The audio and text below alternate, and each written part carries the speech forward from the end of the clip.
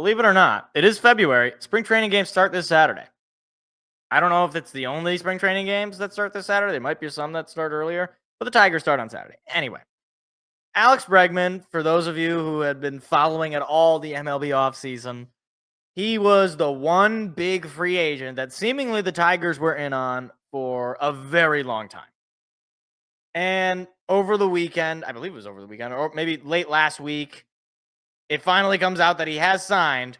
However, he did not sign with the Tigers. He signed with the Boston Red Sox.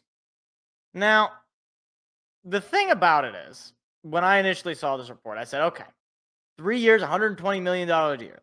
Okay, what did the Tigers offer? Because if they didn't offer that, that seems kind of whack. According to Evan Petzold, the Tigers offered a 6-year contract worth a little over $170 million with, some deferred money.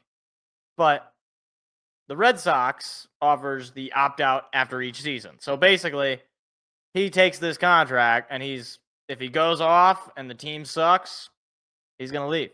Heck, if he goes off and the team is good, he might still leave because he might want more money. So what I'm not going to do is I'm not going to yell and scream about how the Tigers should have gotten Bregman, because I think with the deal that Boston had, I could definitely have seen the Tigers making that sort of a deal. The reason I'm not going to yell and scream about it is because, while as much as I like Alex Bregman, the player, if you're offering him 6 years and he says no, he don't want to be here. All right. Either he thinks he can make way more than what you are offering over the 6 years, or alternatively, he didn't want to be there. So now that Bregman is off the table, in a way, the actual potential maneuvering and thought process between building this team for Scott Harris and AJ Hinch actually kind of arrives. You got a couple of options. Option number one is to just kind of run it back at third base in the infield.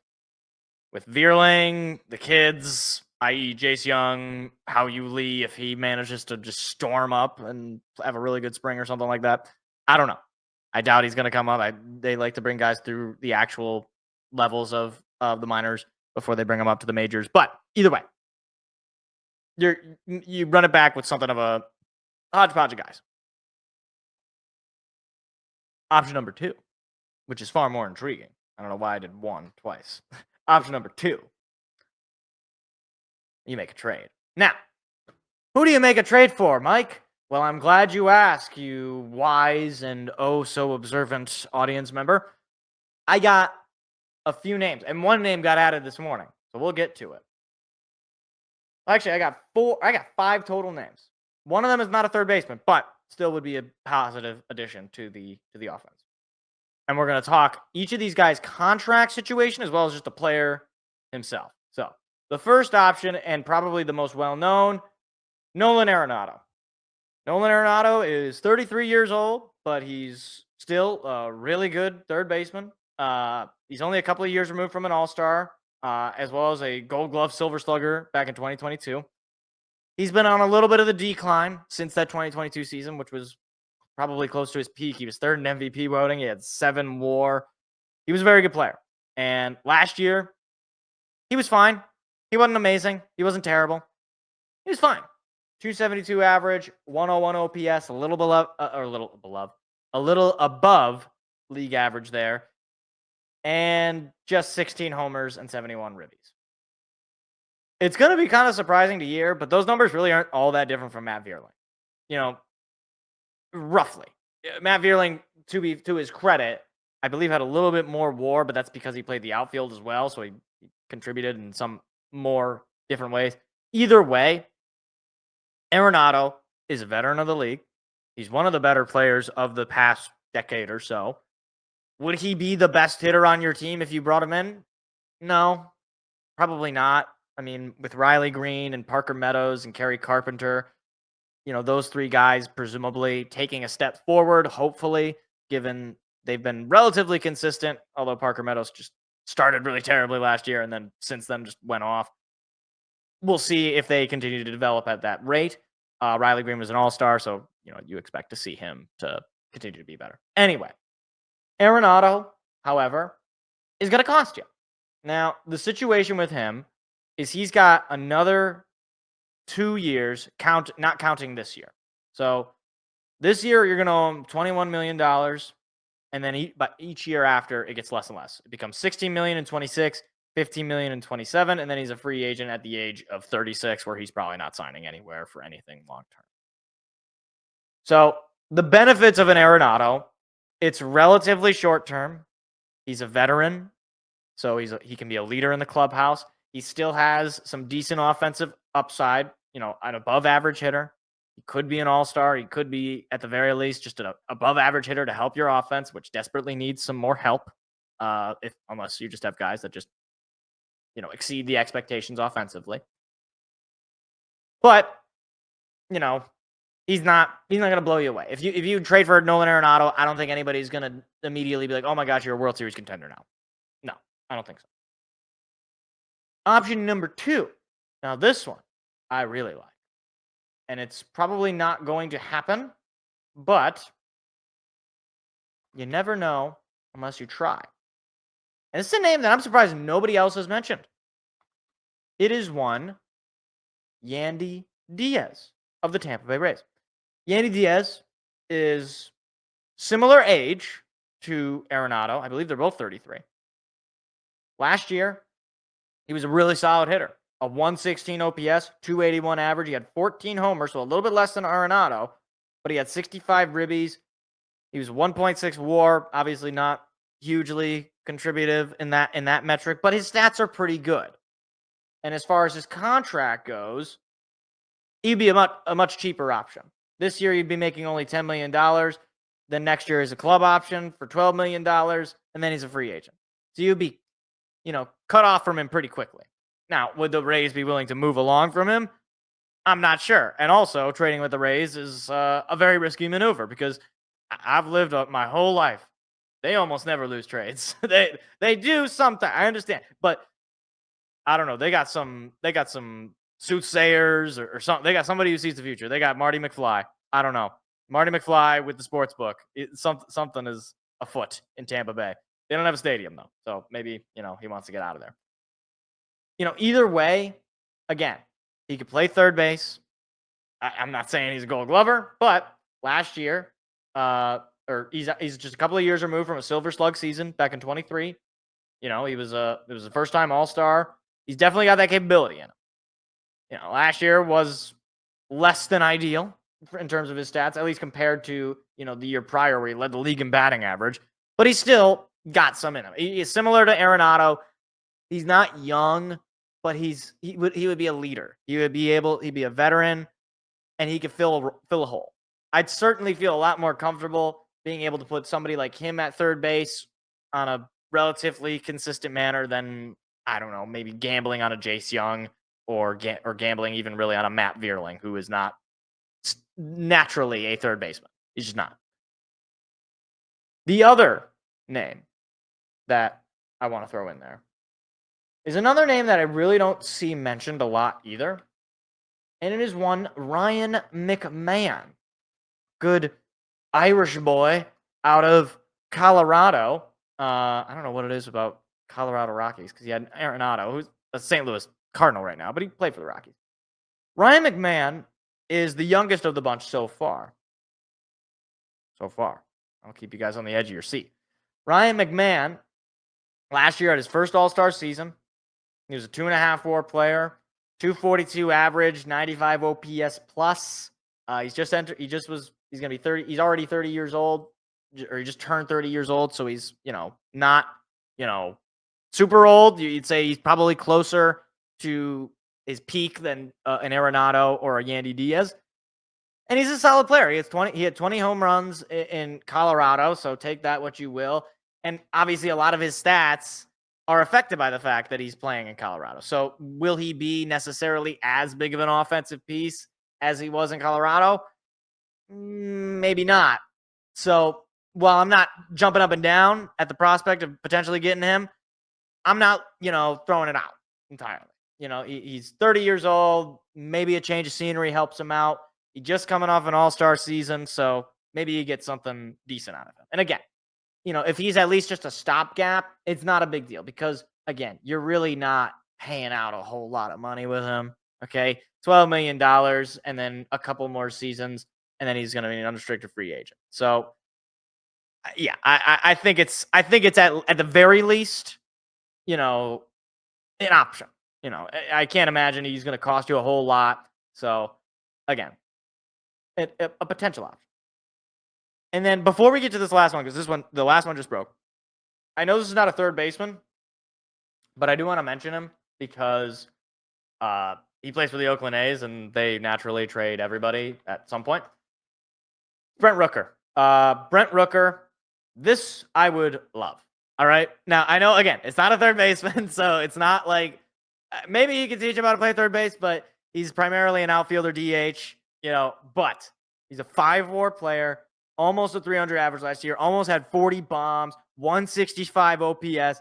This guy is a stud. All right. He's a very good player. Last year, he finished 10th in the MVP at a Silver Slug year. He's a couple of years removed from an all-star season with Oakland. He's not going to want to play for the Sacramento A's, all right? He is probably going to want out, I would imagine. He's 30 years old, so he's right there in his prime, but he wouldn't really cost you a whole lot. Right now, he's making just $4 million, all right?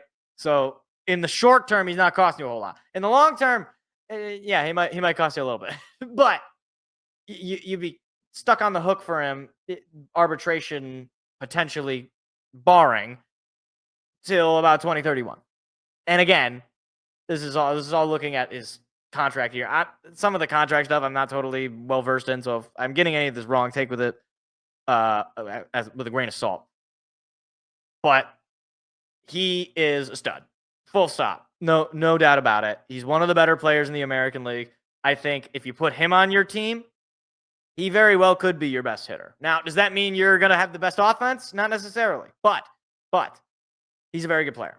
And I think if you're looking for the trade market, if you're looking for a guy to add to your offense, I think Brent Rooker is an option. Maybe at the trade deadline, when injuries start to, take hold and or you're just trying to find and fill the holes that you might have thought that maybe you didn't have, but maybe you actually do. And the Oakland A's are always selling. That's just the way the A's are. And now, for the grand finale of it all, the big name that I simply did not expect to believe had any chance of being available. It is one Vladimir Guerrero. I'm totally butchering his name because I'm typing it up. Jr. Vladimir Guerrero Jr. First of all, he fits what you're looking for. He's a first and or third baseman. Throw him at third. I don't care about his defense. You want to know why I don't care about his defense? Well, I'm glad you asked. Because he got a 166 OPS last year with a 6-WAR, 30 bombs, 323 average. And, oh, by the way, he is 25 years old. Yeah. I'll take him. I'll take Vladimir Guerrero, like right now. Scott Harris. If you got to get rid of McGonigal or Clark, yeah, go get him.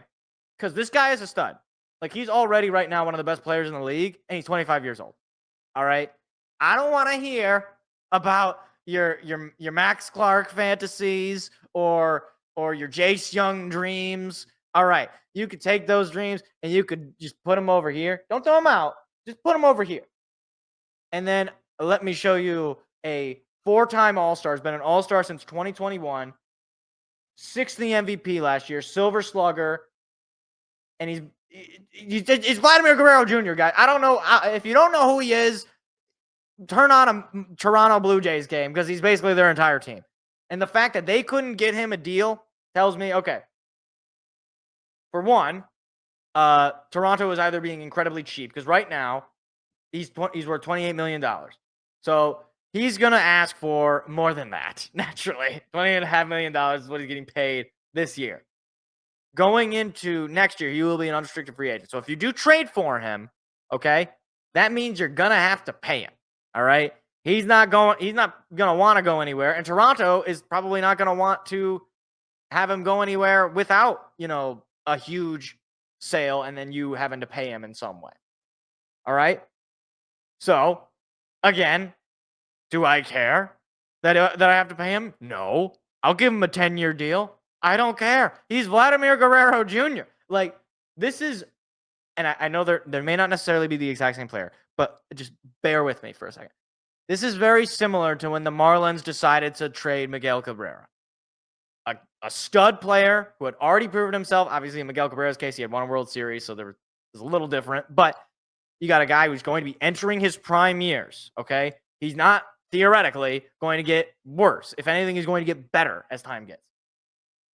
You go out there and you've assembled what is one of the best farm systems in baseball, right? Over just the past 2 years, the past couple of drafts, many of the rankings and all that. You got a few top 100 prospects. You got a lot of options, all right, that you can package together to go get Vlad Guerrero Jr.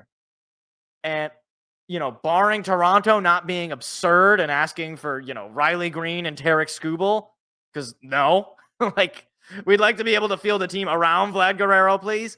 But no, outside of basically that sort of a deal, you go out and do it. If all they're asking for is Max Clark, Kevin McGonigal, Jace Young, and Trey Sweeney, bye. Bye. I don't care. And you know what? And this is probably not as likely, and it's just me, the inner Tiger fan, just trying to figure out a way to get this player off my team. But if you can somehow sweeten this deal by saying, okay, we'll give you a better end prospect. We'll even give you somebody, bear with me. We'll even give you somebody like Parker Meadows if you take Javi Baez. If you could get rid of Javi Baez, I don't care. Again, barring Green or Skubal, if you can get rid of Javi Baez and get Vladimir Guerrero Jr., do you think I will care that Parker Meadows is not on this team? I'll give you the answer. No, I will not care because it's Vladimir Guerrero Jr. And you figure out the rest of your problems, in trades in the regular season, in free agency signings that you got to make in the future. You figure it all out, but you would have a core of players of Riley Green, Vladimir Guerrero, and Tarek Skubal as your ace pitcher. So you got top two headliner guys, Green and Guerrero. Then you got your ace in Tarek Skubal, and you got some of those ancillary guys. The Colt Keats, the Wencio Perez's of the world, the guys that maybe they're not superstars, but they're glue pieces. They might be able to get you some solid hits at times. Matt Vierling is another one of these guys. I gotta tell you, all right, I didn't think that Vladimir Guerrero was going to be available really ever, because you would think that a team would not be stupid enough to not just give him exactly what he wants. But you know what? Stupid teams do stupid things. So if you could take advantage of that stupidity, absolutely you should go for it. So yeah, right now I am all in on going to get Vladimir Guerrero Jr. Relatively speaking, whatever it costs. Again, you're not getting Green, you're not getting Skubal. Those two guys are out. Pretty much everybody else, I'm fine with. So Tigers offseason just got a whole lot more interesting, and potentially the trade deadline. It's a whole lot more interesting. So we'll talk more Tigers as the spring training and as the regular season gets closer and closer. But man, I was just so excited to hear that today. That's crazy. Hi, it's me again. If you enjoyed what you just saw, hit the like and subscribe button. We do live shows every Tuesday at 7 p.m. Eastern. Hope to see you there.